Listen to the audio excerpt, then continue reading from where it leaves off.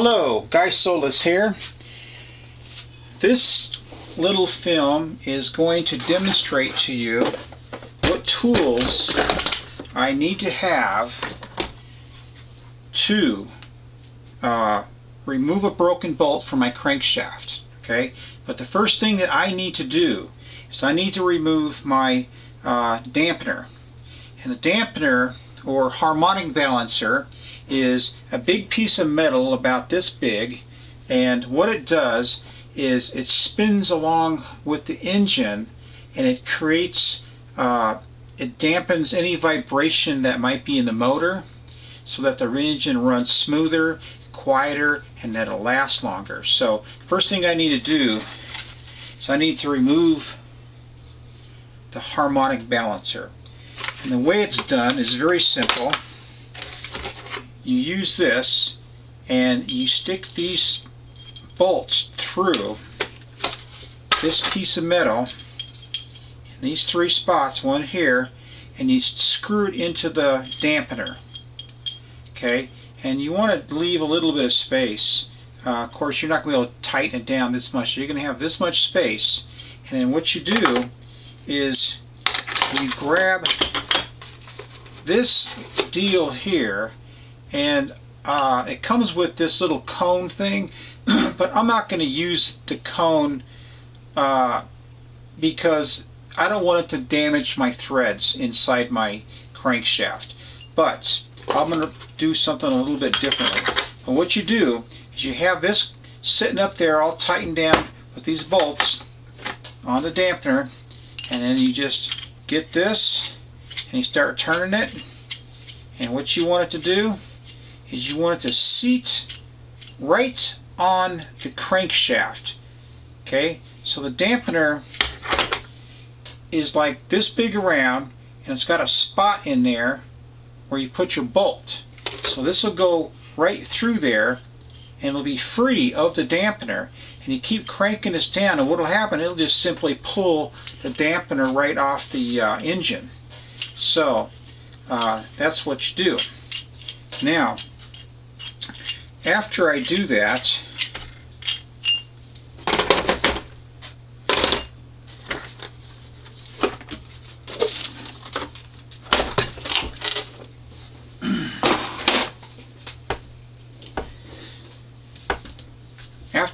I'm going to extract the bolt, the broken part of the bolt. Now this is a brand new one, and it is, see, it's burned 2 inches, an inch and a quarter.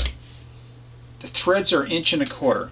So you can see that this is the broken bolt. You can see that there's only about 3/8 of an inch left in the crankshaft, which is excellent to me, because what happens is if you have more threads, it creates more friction when you're trying to back it out. So having only 3/8 of an inch, I mean, you're talking about that much, right? So this should be an easy job, really. I've never done this sort of thing before, but hey, I'm mathematically minded. I love mechanics. I love building stuff. I love to do stuff I haven't done before, and this is one of them. I've never done this before. So the first thing I'm going to do is, well, let me point this out to you too, is that this bolt sheared off almost perfectly flat. I don't know if you can see it. I hope you can see it. But that's really good, because that means when I get my punch, I can find the center of it very easy, and there's nothing that's going to keep me from make that punch go off center, basically.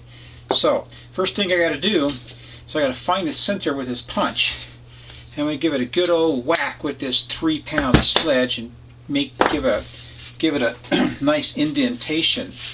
The indentation is going to be a place where I stick that tip of that drill bit, and I'm just going to crank it really super slow, and I'm going to start cutting it. I'm going to oil it. I'm going to take my time. I'm going to do this right, because if I go crooked,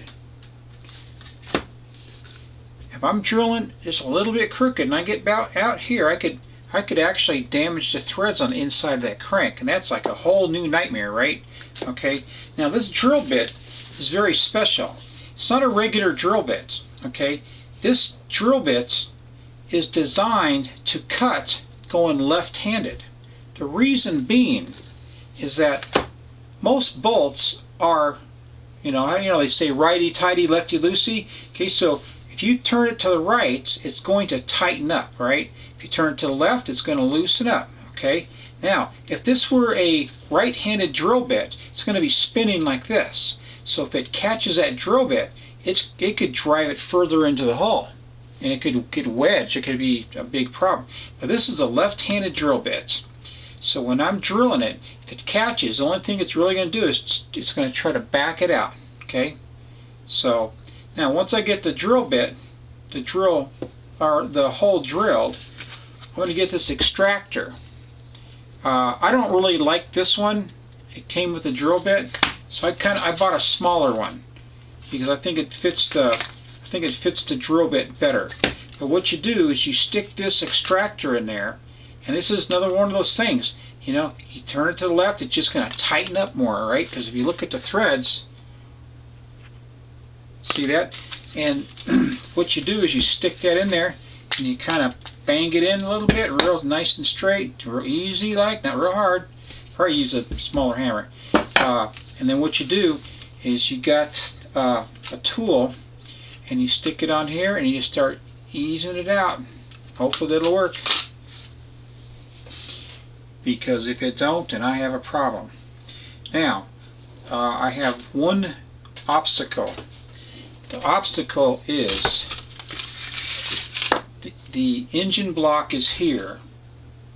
My cross member and grill and everything is right here. I have about this much space. Now I can't just get a drill in there to do it. See, it's just too long. But what I have is I have this angle drill, and the only thing you do is you loosen up your chuck right here, slip this in there. It's got a shaft and a gear right here and another shaft coming out here, and this is the way to go.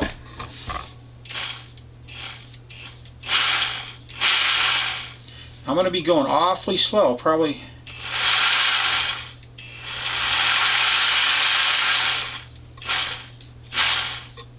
So this is the tool to have. So that's my setup.